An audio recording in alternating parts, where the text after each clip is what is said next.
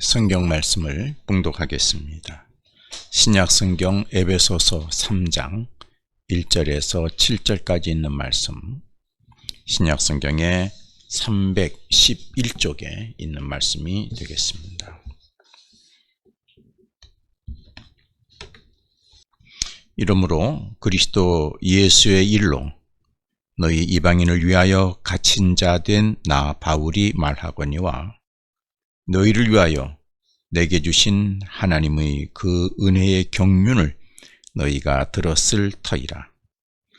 곧 계시로 내게 비밀을 알게 하신 것은 내가 먼저 간단히 기록함과 같으니 그것을 읽으면 내가 그리스도의 비밀을 깨달은 것을 너희가 알 수 있으리라.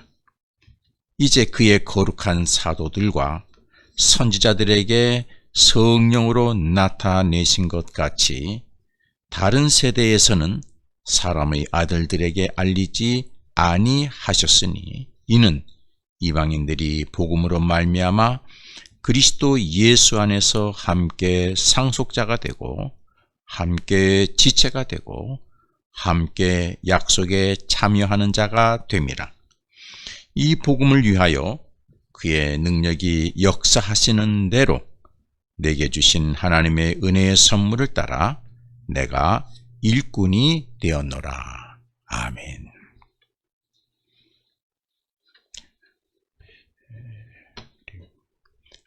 봉독한 오늘 말씀 에베소서 3장 1절에서 7절의 말씀을 중심으로 해서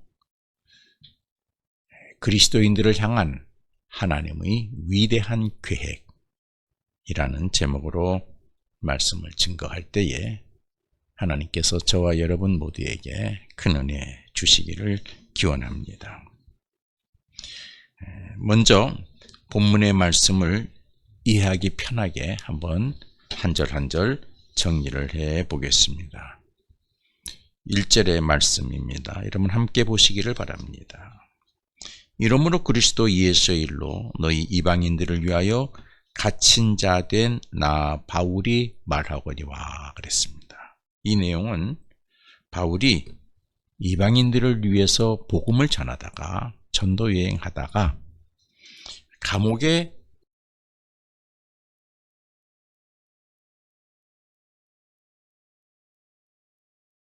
이 서신을 편지를 쓰고 있다. 그런 내용이 되겠습니다. 2절의 말씀을 보겠습니다. 너희를 위하여 내게 주신 하나님의 그 은혜의 경륜을 너희가 들었을 터이라 그랬습니다. 이 내용은 하나님이 바울에게 알려주신 그리스도를 위한 하나님의 은혜의 경륜이 있었는데 이것을 에베소 교인들도 너희도 들었을 것이다. 그런 말씀이 되겠습니다. 이 문장에서 우리가 하나 좀 자세하게 알아야 될 단어가 있습니다. 경륜이라고 하는 단어입니다. 이 경륜이라는 단어를 사전에서 찾아보면은 두 개의 뜻이 있습니다. 첫째는 큰 포부를 가지고 어떤 것을 조직적으로 계획하는, 그러니까 큰 뜻을 가지고 뭔가 그 일을 이루기 위해서 조직적으로 계획하는 것, 그거를 경륜이라 그렇게 말합니다. 또 한 가지는 세상을 다스린다, 세상을 다스림, 이런 뜻이 있습니다. 이 두 가지 뜻이 있습니다. 근데 이 두 가지 뜻이 다 오늘 성경 본문에 해당이 되는 그런 뜻이 되겠습니다. 그래서 이 경륜이라고 하는 단어를 사전적 해석을 담아서 한번 문장을 다시 한번 정리해 보겠습니다. 하나님께서는 그리스도인들을 위해 크고 놀라운 위대한 계획을 세우시고 그들을 통해서, 그 그리스도인들을 통해서 세상을 다스리게 하신다. 그런 뜻이 되겠습니다. 이것을 너희 에베소 교인들도 들었을 것이다. 엄청난 사건이죠? 하나님이 예수 믿는 사람들을 통해서 그 예수 믿는 사람들에게 하나님의 크고 놀라운 위대한 계획을 세우시고, 그래서 그 그리스도인들을 통해서 세상을 다스리신다. 이 사실을 너희 에베소 교인들도 들었을 것이다. 그런 말씀이 되겠습니다. 놀라운 일이죠? 이처럼 하나님은 그리스도인들을 향해서 계획을 가지고 계십니다. 경륜을 가지고 계십니다. 그리스도인들을 통해서 하나님이 계획한 크고 놀라운 일들을 행하시면서 세상을 다스려 나가신다 하는 것이죠. 무거운 사명감도 있습니다. 저와 여러분도 여기에 해당이 됩니다. 하나님은 저와 여러분에게도 똑같이 크고 위대한 계획을 세우고 계십니다. 저와 여러분들을 통해서 세상을 다스리고 계십니다. 놀라운 사실입니다. 이제 세 번째 3절 4절을 한번 보시기 바랍니다. 곧 계시로 내게 비밀을 알게 하신 것은 내가 먼저 간단히 기록함과 같으니 그것을 읽으면 내가 그리스도의 비밀을 깨달은 것을 너희가 알 수 있으리라. 이렇게 기록을 하고 있습니다. 설명하면은 그리스도인들을 향한 하나님의 크고 위대한 계획인 하나님의 경륜은 하나님이 바울에게 계시를 통해서 알려주셨다 하는 것입니다. 계시를 통해서. 그런데 계시를 통해서 알려주시는데 그것은 다른 사람이 알지 못하는 비밀의 영역이라는 것입니다. 그런데 그런데 바울은 하나님이 계시로 주신 이 하나님 은혜의 경륜을, 그 비밀을 깨달았다는 것이죠. 하나님이 은혜의 경륜을 바울에게 계시로 알려주셨고 다른 사람은 알지 못하는 비밀로 알려주셨는데 바울이 그 계시의 내용을 깨달았다는 것입니다. 계시라고 하는 단어가 뭐냐? 계시는 하나님이 하나님의 생각을, 하나님의 영역을 우리에게 알려주시는 거예요. 그러니까 우리가 하나님의 것을 알 수가 없어요. 왜? 우리는 인간이고 하나님은 신이시기 때문에. 하나님이 하나님의 것을 이렇게 보여주실 때만이 알 수 있는 거예요. 그래서 하나님이 하나님의 것을 우리에게 보여준다. 그것이 계시예요. 뭐 신에게만 쓰지도 않고 사람에게도 그러시죠. 제가 어떤 생각을 가지고 있어요. 여러분 모르시잖아요. 그런데 내가 그것을 조금 알려줘요. 이런 게 생각을 가지고 있다. 그런데 그걸 이해하는 사람도 있고 이해 못하는 사람도 있습니다. 이렇게 가지고 있는 생각을 알려주는 것, 비밀의 얘기를 알려주는 것, 이걸 계시라고 말하는 것이죠. 그러니까 사람도 때때로 자기가 가지고 있는 어떤 경륜, 큰 포부를 가지고 있는 계획들, 그걸 가지고 있다가 어떤 계기가 되면 그걸 실행하는 경우가 있죠. 근데 알려주지를 않아요. 저도 나름대로 이제 해림교회를 은퇴하면은 어떻게 살 건가? 나름대로 경륜을 가지고 있죠. 계획을 가지고 있어요. 그러나 얘기를 하진 않아요. 그저 조금 묵시적으로 얘기만 가끔 하지만 구체적인 얘기를 하지 않아요. 그러나 때가 되면 그것을 이루어 가는 것이죠. 얘기 하나 할게요. 어떤 부자 노부부가 나름대로 큰 포부를 가지고 계획을 가지고 있었어요. 경륜을 가지고 있었어요. 이것을 실제로 실행한 이야기입니다. 지금부터 130여 년 전의 이야기입니다. 미국의 보스턴역에 이 노부부가 기차역에서 내립니다. 복장은 낡고 허름한 복장이에요. 뭐 이렇게 부자 같은 모습이 아니었어요.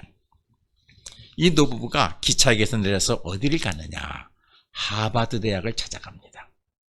그래서 하버드 대학에 가서 총장을 만나겠다고 이야기를 합니다.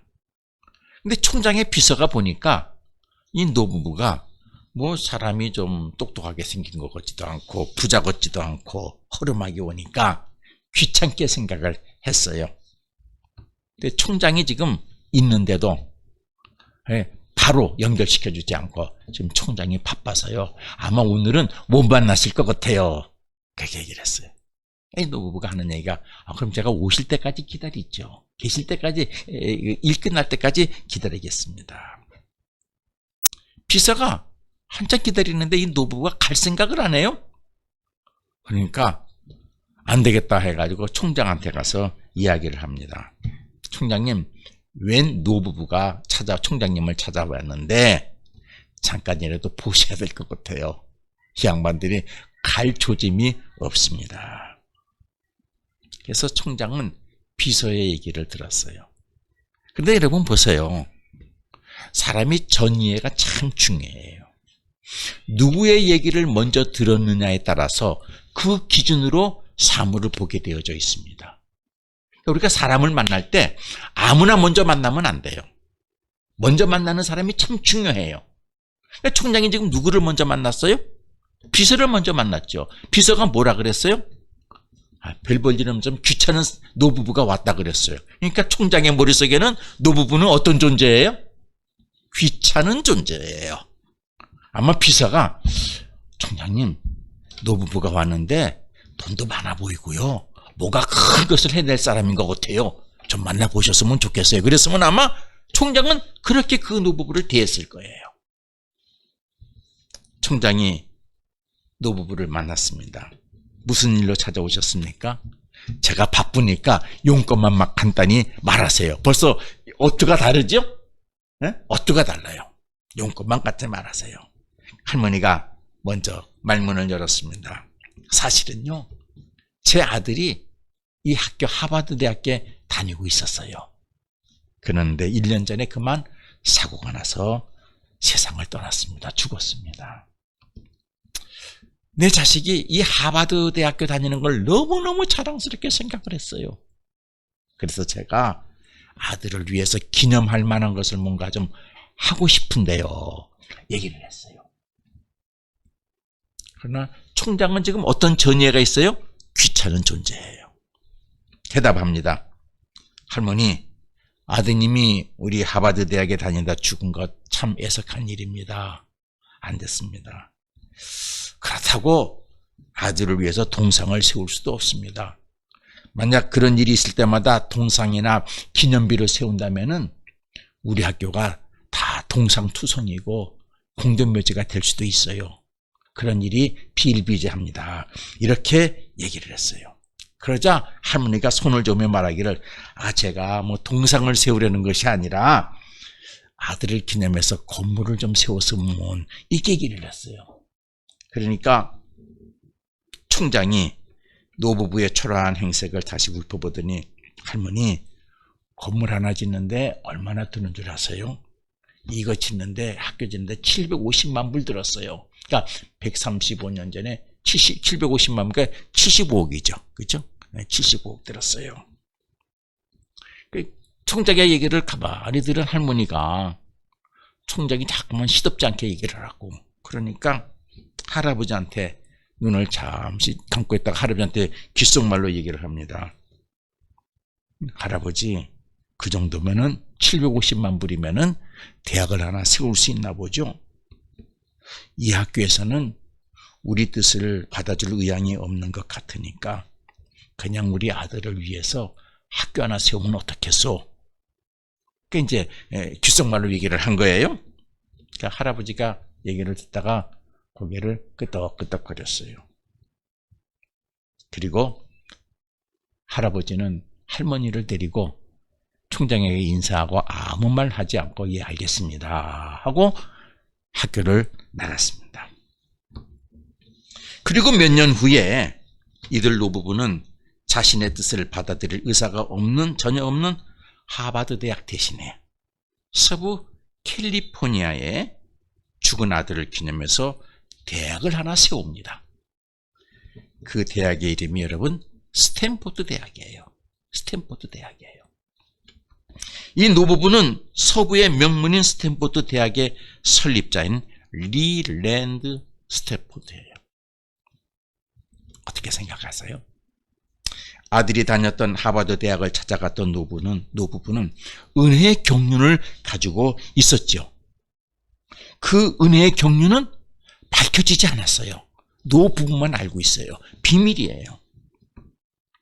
하버드 대학교 총장은 계시로 이야기하는 노부부의 이야기를 깨닫지 못했어요.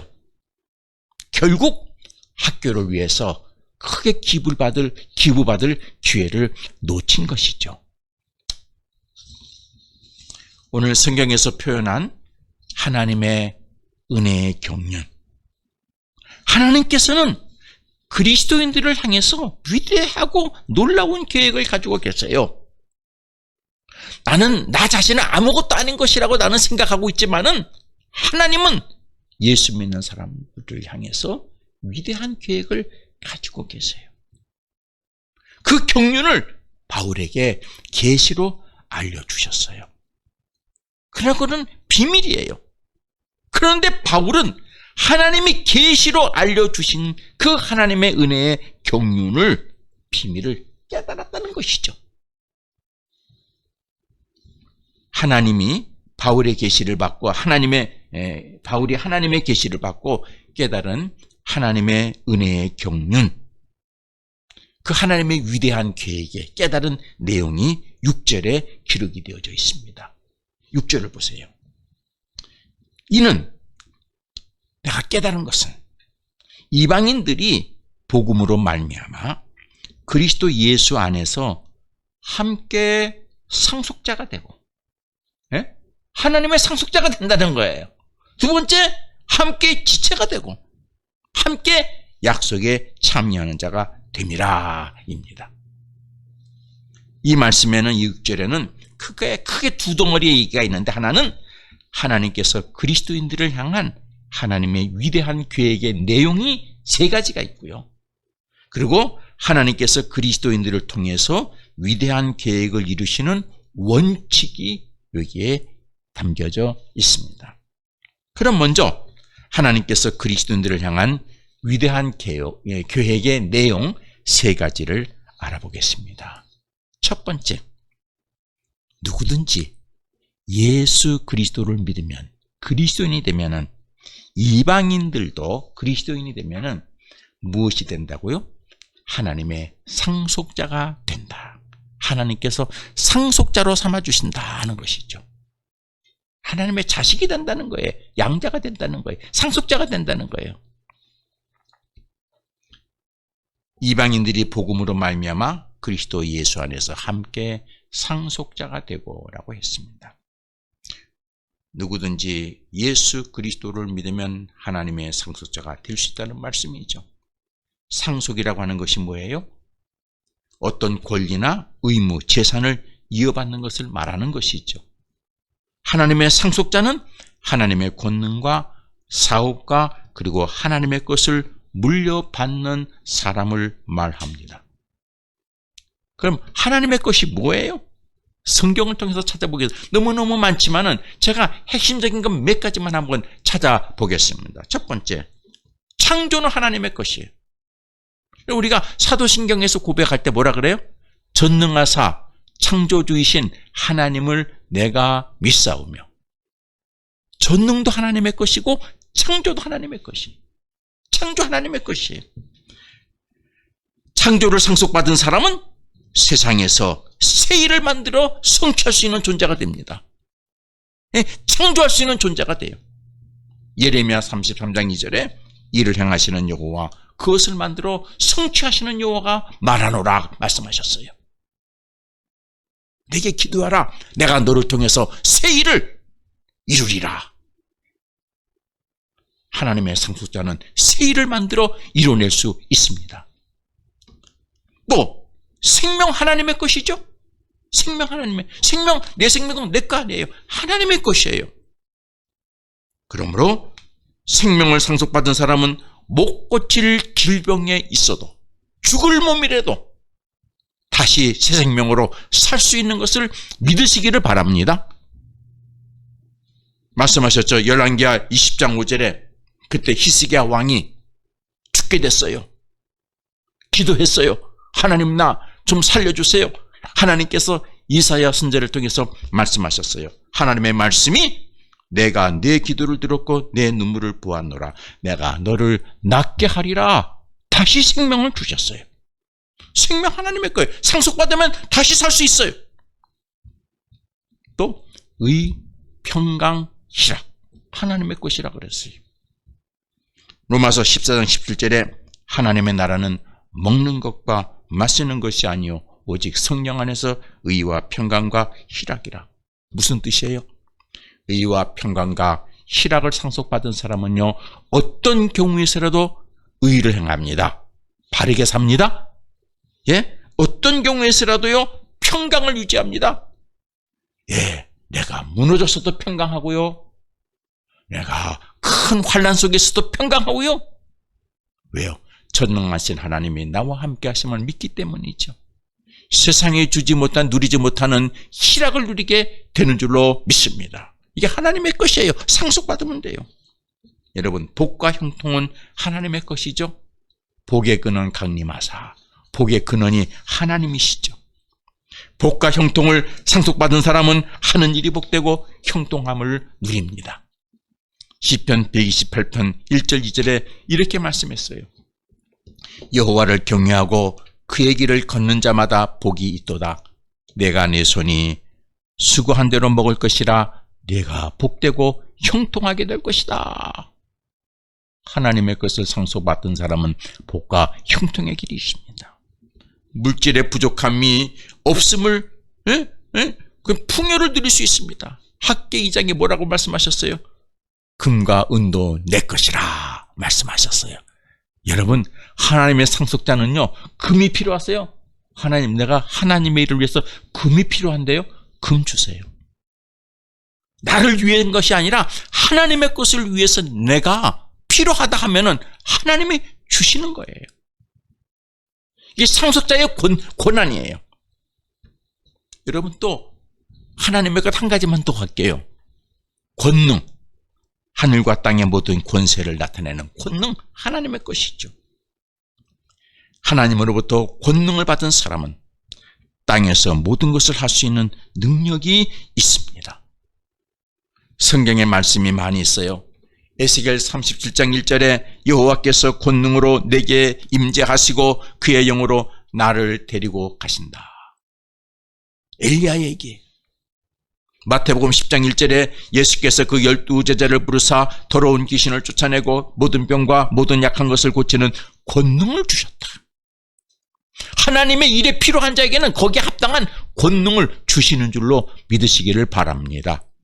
상속자의 권한이. 사도행전 1장 8절에서는 예수님 말씀하시기를 성령이 너희에게 임하시면 너희가 권능을 받게 될 것이다.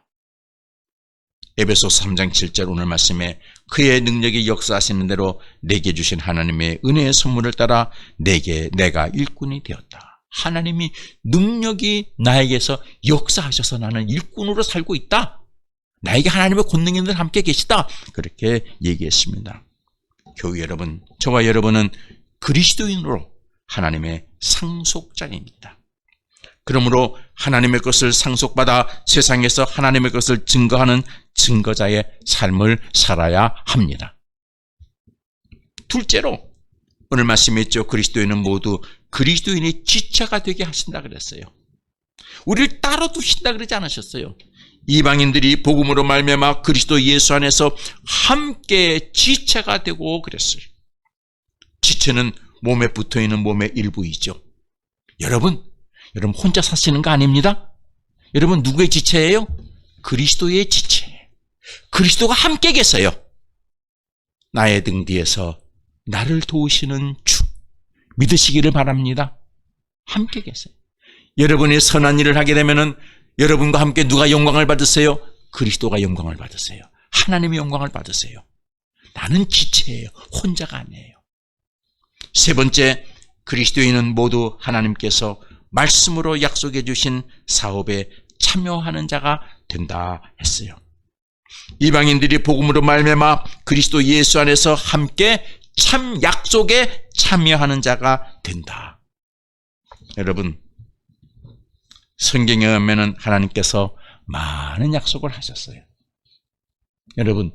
여러분도 어떤 일을 할 때에 누가 같이 하려고 그러는데 아무나 같이 하지 않잖아요. 믿어지는 사람. 또 아주 큰 사업을 시작할 때 누가 하려고 그래요? 자식하고 하려고 그러잖아요. 왜? 자식에게 물려주고 싶어서. 그렇지 않습니까? 약속에 함께 한다는 것은 축복이죠.